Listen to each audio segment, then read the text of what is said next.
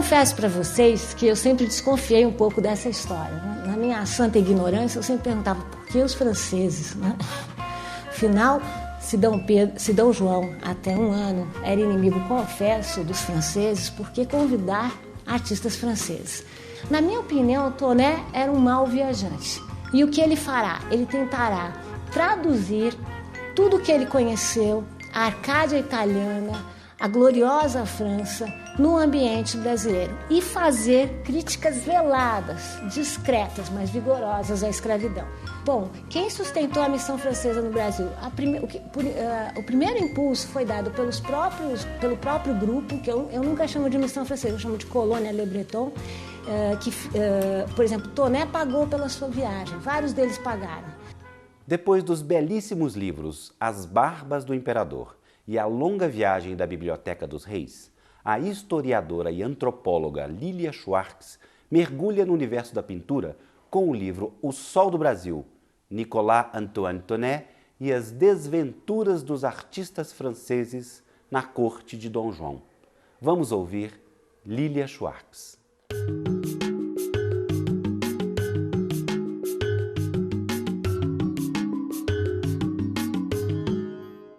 Mas quando eu terminei o livro As Barbas do Imperador, que era sobre o monarca Pedro II, eu lembro que o capítulo que mais me inquietou mesmo, foi o capítulo em que eu tratava da Academia Imperial de Belas Artes.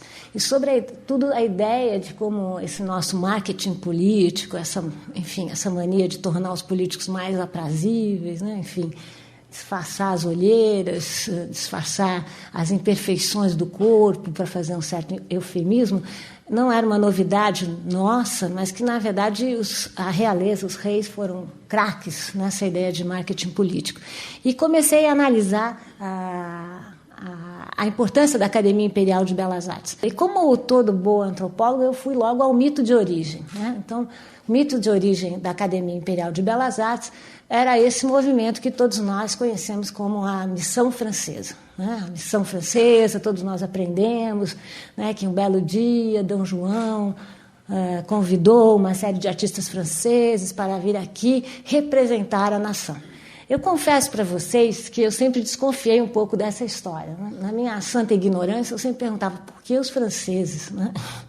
Afinal, se Dom João, até um ano, era inimigo confesso dos franceses, por que convidar artistas franceses?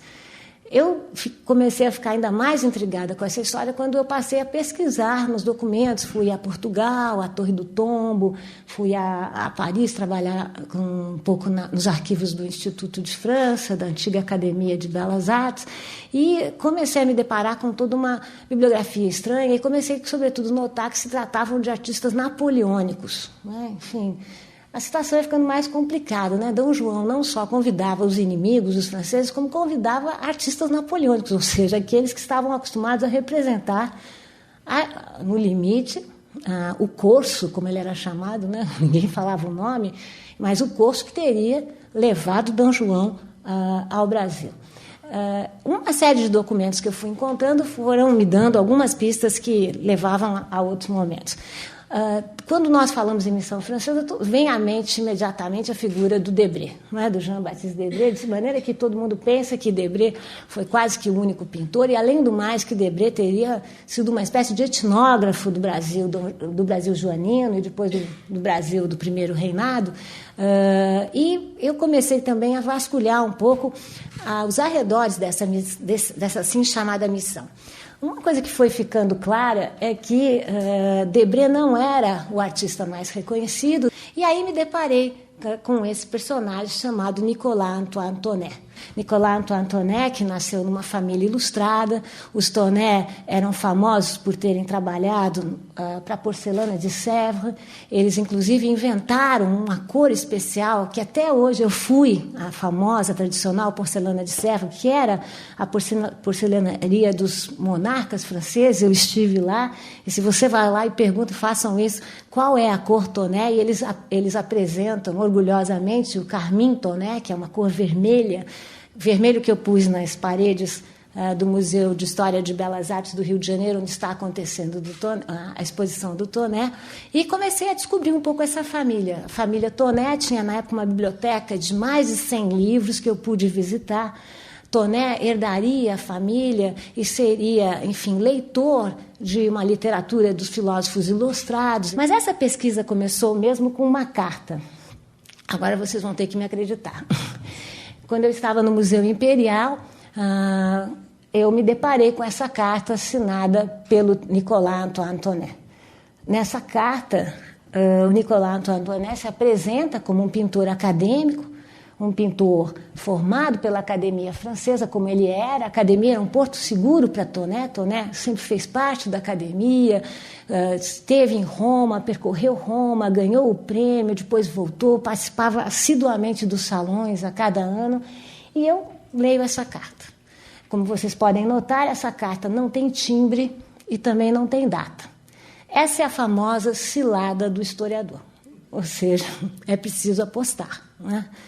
A carta, vocês diz aí que ele se apresenta como um pintor, se apresenta a Dom Pedro, a Dom João. Eu encontrei uma carta, 2 cartas para Dom João e uma carta endereçada à esposa de Dom João, Carlota Joaquina, e ele diz, enfim, se oferece como pintor da corte, como preceptor das princesas, e ainda diz: tenho 60 anos feitos e cabelos brancos. Aqui ele é mais novo, mas já tinha cabelos brancos. E diz Toné: não oferecerei nenhum perigo às princesas. Vejam que ele se oferecia como pintor, e eu tinha esse sujeito nas mãos, falava, gente, o que é que esse sujeito está se oferecendo? E, sobretudo, quando foi postada essa carta? Essa era uma dúvida que me perseguiu durante toda a pesquisa, e já adianto para vocês, eu não vou responder, não consigo ter certeza. Ela poderia ter sido postada da França. E se ela tivesse sido postada da França, como diz a bibliografia mais tradicional, Donato Mello e toda uma bibliografia, se essa carta tivesse sido postada da França, isso jogaria mais areia no moinho da explicação tradicional de que a missão se montou ainda na França. Então, ele da França teria escrito pedindo para trabalhar no Brasil. Mas essa carta, que guarda uma certa intimidade, poderia ter sido escrita no Brasil. E se tivesse sido escrita no Brasil, a história seria um pouquinho diferente. Foi um pouco tendo essa carta em mente, e essas 2 possibilidades, ou seja, Toné escreveu na França, logo após o Congresso de Viena, logo após a derrota de Bonaparte, isso era claro. Ou ele já escreveu quando chegou no Brasil e a carta de emprego, o que também complicava, porque se era uma missão francesa, como é que cada um vai se oferecendo? Pelo lado que eu olhasse, a história estava complicada. Eu vou refazer um pouco os passos dessa pesquisa. Eu passei, então, fui à biblioteca de Toné. Eu pretendia sentar na biblioteca do Toné e de lá ver o mundo que ele poderia ver. Toné era um leitor dos viajantes que vieram ao Brasil. Toné, sem dúvida, se contaminou por esse grande paradoxo. A natureza do Brasil era uma natureza edenizada, mas os homens do Brasil eram afeitos à guerra, ao canibalismo, à poligamia, a todos esses atos considerados degenerados. Mas Toné, enfim, que era um cultor das letras e um cultor dos relatos brasileiros, tem um grande gap na sua biblioteca, que é o gap dado pela própria inexistência de relatos de viagem. Acho que vocês sabem que o Brasil esteve fechado aos estrangeiros até 1808. Mesmo em 1808, com a abertura dos portos às nações amigas, evidentemente, não incluíam a França. Então, a imaginação francesa ficou, de alguma maneira, represada até que, em 1815, finalmente, os franceses puderam pisar no Brasil. Então, enfim, mais uma coincidência histórica. O Brasil, da assim chamada missão francesa, era um Brasil recém-aberto, né? Em 1815, o monarca abria as relações. No final de 1815, o embaixador francês Jean-Baptiste Mahler, chegava ao Brasil, e no início de 16 chegava a colônia Le Breton, a colônia de artistas franceses. Antes de chegarmos dela, vamos ver um pouco o nosso Toné. Antes de chegar ao Brasil, o que fez nosso Toné? Toné, como um aluno da Academia de Belas Artes, ele esteve na Itália e se maravilhou com a luz italiana. Toné era um pintor de paisagem. Na hierarquia da academia, na hierarquia de gêneros, a paisagem não era o gênero mais prestigioso, o gênero mais prestigioso era o gênero de história, mas Toné se vangloriava de ser um paisagista de telas leves de elevação moral. Ele era um leitor, um observador de Poussin e um observador dessa nova perspectiva da paisagem, que é a ideia da paisagem ideal. Vocês guardem essas imagens da Itália, porque de tão contaminado por essas imagens, vocês verão que o Rio de Janeiro dialogará muito com esse tipo de imagem. A Itália arcádica, a Itália da antiguidade, a Itália dos monumentos, marcou todo o imaginário e toda a representação de Toné, assim como Toné se converteria rapidamente num grande miniaturista, né? Ou seja, ele faria essas telas são telas muito diminutas, são telas muito pequenininhas, e essas vacas pastando aqui, esses cachorros, como vocês podem ver, essa humanidade aqui é toda muito pequena, e vai conformando um pouco a fatura de Toné, né? Que é um pintor muito delicado, ao mesmo tempo muito vigoroso. E o que vai acontecer é que o Toné, o pintor de telas de paisagem, durante o período do terror, ficou fora da França e retorna à França na época do Império. Então, imediatamente antes de Toné vir ao Brasil, ele esteve em contato imediato com as lides de Napoleão. Toné serviu ao projeto do Vivant Denon. Vivant Denon, nesse momento, era o grande artífice do programa iconográfico de Napoleão Bonaparte e cumpriu com os propósitos desse grande projeto. Toné passaria a fazer telas imensas, tão grandes como o imaginário do Estado, e nessas telas ele figuraria o quê? O Estado napoleônico. Mas, mesmo nessas telas napoleônicas, vocês estão vendo uma dessas grandes telas, essa tela está na exposição do Museu de Belas Artes, vocês vejam que Toné cumpre com o programa de Vivant Denon, com o programa de Napoleão Bonaparte, mas enche essas telas com vida, né? Sempre cachorrinhos, sempre crianças brincando, de maneira que Toné sempre levava bronca do Vivant Denon, que dizia: pare com isso, vamos logo pintar as batalhas, né? Essa, por exemplo, é uma belíssima tela que também está na exposição, o Bivac du Sans-Culotte, que ele pinta o sans-culotte, mas numa situação de um ritual festivo e de rua. Diferente do que pedia o projeto heróico de grande batalha, ele sempre confere humanidade aos seus personagens. Aqui vocês veem esse soldado numa cena típica de Toné, mexendo no seu pé, vocês estão vendo aqui? E o cachorrinho observando a cena, né, como se ele fizesse parte fundamental dessa ideia de que a festa revolucionária se convertia evidentemente numa grande festa, numa grande celebração de rua. Esse era o Toné liberal, o Toné iluminista, que relia a propaganda de Bonaparte. É nesse momento, no momento da queda de Napoleão, do final do Império Napoleônico, e no momento que ficou conhecido como Terror Branco, ou então, quer dizer, nos momentos da regeneração, da volta dos Bourbon, da volta, né, do começo de Luís XVIII, que nós sabemos que vários bonapartistas começaram a ser perseguidos. O nosso grupo não escapou a essa cena, né?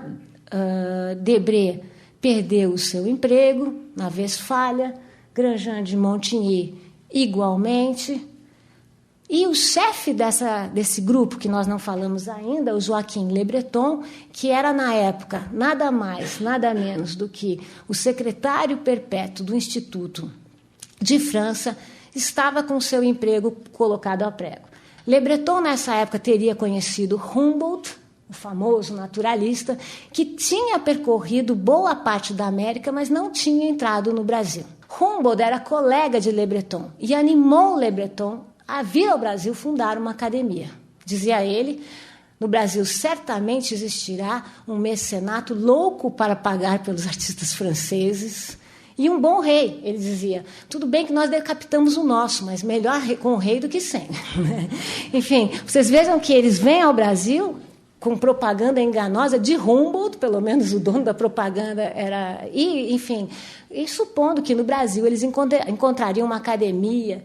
A situação é tão dramática que na última sessão do Instituto de França, que ocorre em dezembro de 1815, Le Breton lê a carta de Tonnay. Tonnay diz: peço licença por 6 meses da academia, porque vou a um país que muito me inspirará.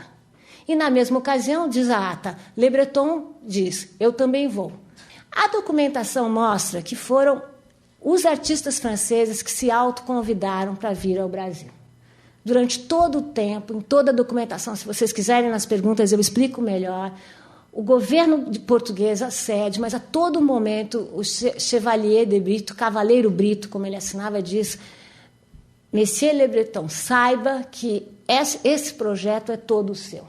Ou seja, eu não quero dizer que porque eu fui muito mal entendida, porque eu cheguei no Rio, eu estava dando aula em Colômbia, cheguei lá para dar uma palestra na academia e abro o Globo e diz assim: historiadora diz, missão não existe. Não é isso. Não é dizer que não existiu missão. O que eu quis mostrar, enfim, é que não existiu um projeto palaciano. Nesses tempos de 200 anos de D. João, em que nós temos esse princípio quase fundamentalista, nós estamos tomando a consequência como causa. Que D. João se aproveitou da vinda dos nossos pintores, eu não nego. Que D. João pagou para que eles ficassem, eu também não nego.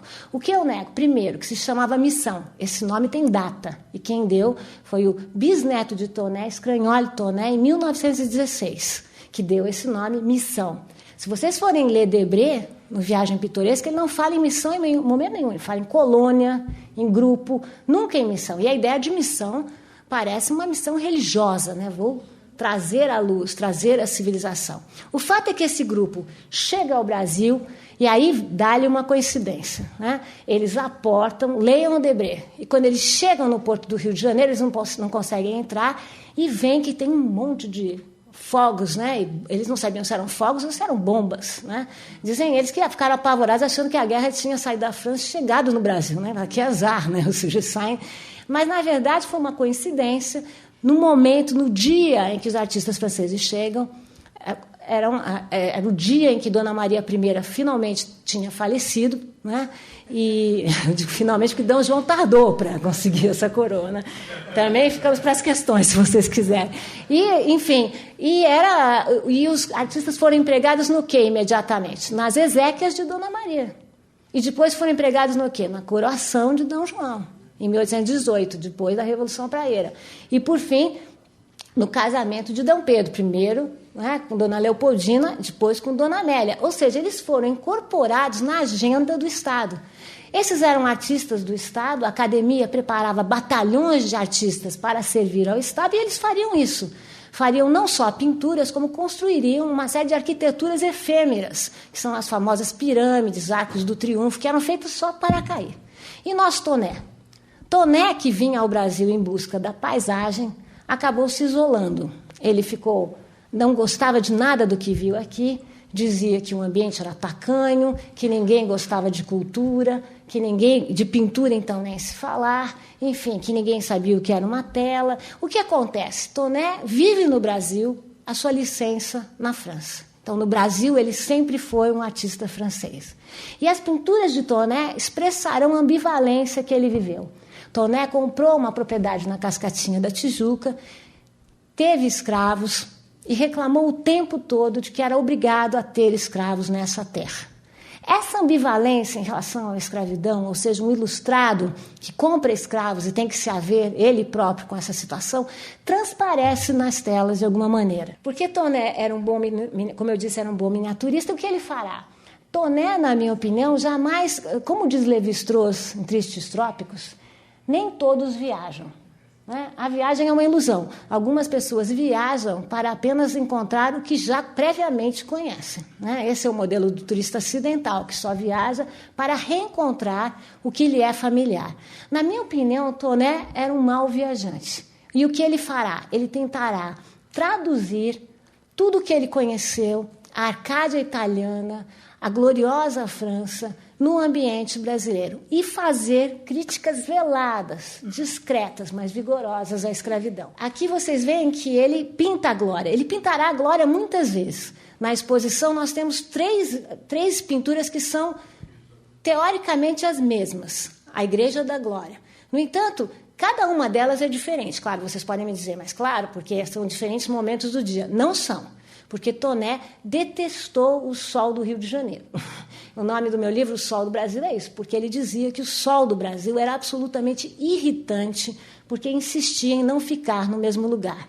Então, ele sistematicamente acordava mais cedo, ele detestou o céu do Rio de Janeiro, ele dizia que o azul da Baía de Guanabara era simplesmente detestável, e eu falei isso no Rio de Janeiro, imagine aqui. Ele dizia que o verde das nossas florestas era totalmente excessivo. Então, enfim, era um viajante melancólico e que não gostou. O fato é que ele vai representar cada vez mais a Igreja da Glória e os arredores, como ele havia feito na Itália. Vocês lembram daquelas imagens da Itália? Isso aqui é uma pequena Roma. Então, ele vai representar o Rio de Janeiro como uma vila romana. Nós vamos ver mais. Mas, ao mesmo tempo, ele vai fazendo as suas destrezas e pequenas críticas. Vocês veem o cachorro aqui. Cachorros vão sempre estar presentes, ou cachorro ou gado, como se ele transpusesse a sua familiaridade, a ideia de uma Arcádia improvável. O Brasil era uma Arcádia improvável. E ele começa a fazer pequenas críticas. E aqui Toné começa a se autorretratar. E sempre ladeado pelos seus escravos. Ele de chapéu aqui, com o seu escravo, e numa cena que vocês vejam que, se não fosse pela palmeira aqui, poderia ser uma Arcádia italiana.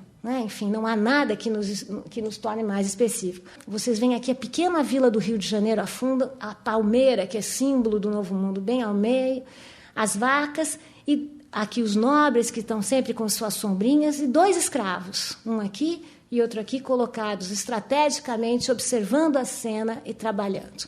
Nessas que são as cenas mais famosas de Toné, que são as cenas urbanas, vocês percebam que no momento em que Debré ou Rugendas fazem o Rio de Janeiro como uma cidade negra, de tantos escravos, Toné faz uma cidade vazia. É um cenário. É quase uma natureza morta, é quase um retrato, porque o que ele quer mostrar é essa cidade que mais se parece com uma vila italiana, com a insolação italiana, com a luz italiana. Alguns escravos estão aqui, na rua, aqui parece um mercado de escravos e sempre as vacas que tomam lugar. Como eu disse para vocês, Toné foi sempre um artista francês no Brasil. Diferente de Debré e Grandjean de Montigny, que se transformaram em artistas da corte, pintaram a corte, Toné foi se isolando, nunca perdeu a ligação com a França, enviava quadros religiosamente à França, e sempre foi um pintor francês por conta do céu mais claro, dessa paisagem que não continha população, ou então continha uma população estranha. E quando ele volta à França, ele volta no momento de embate entre neoclássicos e românticos, e estranhamente, por um desses paradoxos históricos, ele é confundido com o romântico. Nas críticas da época, quando ele entregou essa tela, Moisés Salvo das Águas, que era um termo clássico, só Poussin tinha 3 telas, a crítica francesa disse coisas do tipo: vejam o que o Brasil fez com o nosso Toné. Porque vocês vejam que eles consideram que o céu estava mais forte, e aqui vocês percebem que atrás desse obelisco há uma palmeira, como se o Brasil entrasse no meio da bagagem. Para terminar, termino com 2 telas e um problema para vocês. Como eu disse, Toné se fez representar em algumas telas e sempre ao lado dos escravos. Vocês vão ver 2. Essa tela, que na minha opinião é um autorretrato, Toné está aqui, não sei se vocês conseguem ver, ele veste um fraque e uma cartola, tem aqui o seu pincel e a palheta. Aqui vocês veem que os 2 escravos de Toné observam Toné pintar. E aqui há um guarda-sol solto no chão, jogado no chão. Evidentemente, Toné estava criticando hierarquias. O escravo que está aqui, eu pude ver com uma lente de aumento, cruza os braços, num gesto típico de eu não trabalho. Eu costumo dizer, depois que eu li tanto Toné, que os trópicos não são fáceis de serem compreendidos. Vários viajantes reagiram às luzes, aos costumes, aos cheiros dos trópicos. Mas me parece que se Toné não é um bom tradutor da sua época, ele é um bom intérprete da sua época, porque ele traz as ambivalências e as contradições da sua época. Toné não fez muitas naturezas mortas, mas fez uma que, na minha opinião, é belíssima. Essa tela se chama, simplesmente, Gato com Papagaio. Essa tela contém um enigma do tipo decifra-me ou devora-me, né? Ou seja, vocês veem aí ladeados um gato e um papagaio, e se vocês conseguem, luz permitir que vocês vejam, será possível notar que um animal não olha o outro. Evidentemente, há um diálogo que não ocorre. O papagaio olha para nós, espectadores, e o gato olha para o papagaio. Quando foi a Heloísa estava até lá, quando foi a minha defesa da titularidade, eu fiz uma longa análise semiótica sobre essa tela, e um amigo meu, colega, o Sérgio Adorno, que é do Núcleo da Violência, disse que eu não havia entendido nada, que, na verdade, gatos comem papagaios. Portanto, o gato estava pronto a comer o papagaio. Sem fazer essa metáfora antropofágica, dentro da minha pesquisa, eu comecei a ler como Toné. Toné era um leitor de alegorias. Então, o pássaro representa a lealdade, está sempre figurado na mão de Cristo infante, e o pássaro, por contraposição ao gato, que representa a traição. Né? Os gatólogos que me perdoem, mas, enfim, estou falando aqui de alegorias, porque também já comprei muita briga por causa dessa minha interpretação. Por outro lado, sabemos que, nesse momento, o pássaro, o papagaio e o gato representavam, respectivamente, o novo e o velho mundo. O novo mundo, o papagaio, porque ele continha todas as cores. E, além de tudo, o papagaio fazia uma coisa que só o novo mundo podia fazer. Ele falava. É certo que não se entendia o quê, mas ele falava. Já o gato é um animal, enfim, de duas cores, de cores monótonas. Portanto, havia uma contraposição aí e sempre foi representado, desde o Egito, como um animal que simbolizava o velho mundo. Por outro lado, essa tela também pode ser entendida como uma alegoria à pintura. O papagaio é o animal que contém todas as cores e o gato é o animal que enxerga branco e preto durante o dia, mas com luzes à noite. Portanto, havia aí uma representação do próprio ato da pintura. Mas, na minha opinião, há aí uma espécie de confissão de Toné, confissão de um mal-entendido, né, e confissão dessa distância, dessa proximidade, dessa distância entre o velho e o novo mundo. Paradoxo esse que, na minha opinião, Toné vivenciou, sofreu e traduziu da maneira como pôde. Bom, quem sustentou a missão francesa no Brasil? O primeiro impulso foi dado pelo próprio grupo, que eu nunca chamo de missão francesa, eu chamo de Colônia Le Breton, por exemplo, Toné pagou pela sua viagem, vários deles pagaram. Mas quando esses artistas chegam ao Brasil, eles vão ser sustentados pela coroa e passarão a fazer parte da agenda da coroa. Quer me parecer que, num primeiro momento, a nossa noção de clientela, no sentido de clientes privados que vão colocar as telas nas suas casas, é uma noção tardia, sobretudo no Brasil. Você tem razão em relação à França, que já no final do 18, início do 19, você tem uma pequena clientela que começa a adquirir telas. Esse costume não era um costume divulgado na colônia, tanto que uma das coisas que Toné mais reclamava era isso. Ou seja, não há público. O máximo que existia era um público ávido por retratos, porque nessa época os retratos eram considerados pela academia um gênero menor, mas que dava muito dinheiro, porque essa burguesia vai se assenhorar desse mercado das artes como comprando retratos, porque os retratos os representavam e, sobretudo, os dignificavam. Então, enfim, o único mercado que existia particular era um mercado de retratos, que Toné que vai se negar a fazer. Debré fará. Né? De resto, a apropriação social, nesse primeiro momento, no momento da chegada depois vai mudar. Né? No segundo reinado é outra história, mas nesse primeiro contexto, a apropriação é da corte. Por isso que eu digo no livro que não havia vontade política para fundar uma academia. Então, essa ladainha que a gente sempre fala, não, a missão veio para fundar uma academia. Vocês lembram? Quando a academia foi fundada? Em 1826, já em tempos de Pedro I, porque não havia vontade política. Né? Eles foram absorvidos como artistas da corte, né? Que era aquilo que eles eram formados. São 25 telas brasileiras reconhecidas, podem aumentar, mas por enquanto nós não achamos nada, então são muito poucas. No exterior não são bem reconhecidas, porque no exterior elas são consideradas muito românticas, contaminadas. Eu penso que o Toné padece do mesmo complexo de Franz Post. Quanto mais eu vejo... Franz Pouso também fez esses céus mais rebaixados, colocou muitos escravos diminutos, lembram? E também no mercado externo sofreu com as pinturas brasileiras, né? Então é interessante pensar uma coisa que eu sempre digo que Tonet era um artista francês no Brasil e virou um artista brasileiro na França. Então ele virou, como todo mau viajante, um viajante entre dois mundos, né? Não estando em lugar nenhum, né? Um gato e um papagaio. Como gato e papagaio.